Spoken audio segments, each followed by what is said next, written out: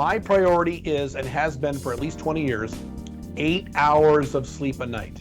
And as I've talked to people about this, the only way that works in the modern era when everyone's busy and everyone wants to stay up late and there's computer screens and things like that is you have to make it a priority. So one of my recurring priorities in life is to get that 8 hours.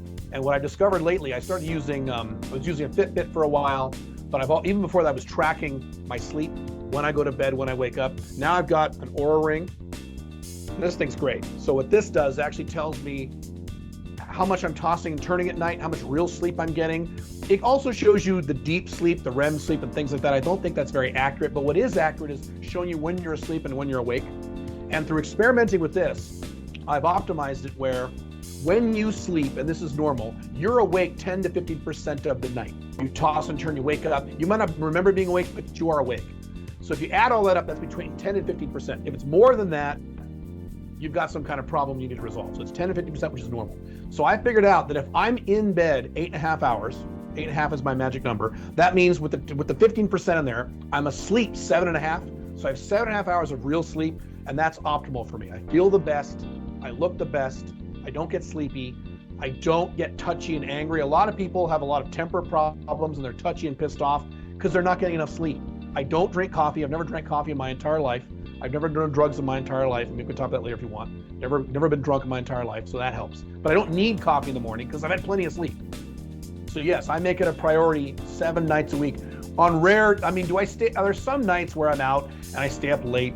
Yes, but that's a rare event. That's not typical. So yeah, and every morning I'm checking my sleep reports from this thing on my phone of how much sleep I got to make sure it's optimized. Because I have to be on every day, at least 6 days a week. I take Sundays off. I got to be 100% every day. And I'm not going to be 100% if I don't get that sleep. So yeah, it's a priority for me. It has been for about 20 years. And absolutely, if I was not getting those 8 hours, I would not look like this. I would look older. No question about it. And I would also make less money and I'd be less happy. And I'd have less sex.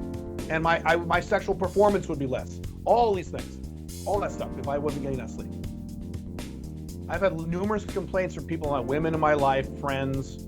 Oh yeah, sometimes coworkers. Oh, come on, stay up late. What the hell? No, I got to do this. Sorry. If you want to wave a magic wand and give me maximum energy and maximum health without me sleeping these hours, then go ahead and do it. If you can't do that, you got to leave me alone and let me sleep. Yeah, I've had a lot of complaints. Yeah, I mean, when I first got married to my second wife, the wife I have now, she's the normal, a typical American, about 6 hours of sleep, and she doesn't need 8 hours. She can do fine in 7. Some people can do fine in 7, by the way. Some weirdos need 9. I found it's between 7 and 9. I'm 8.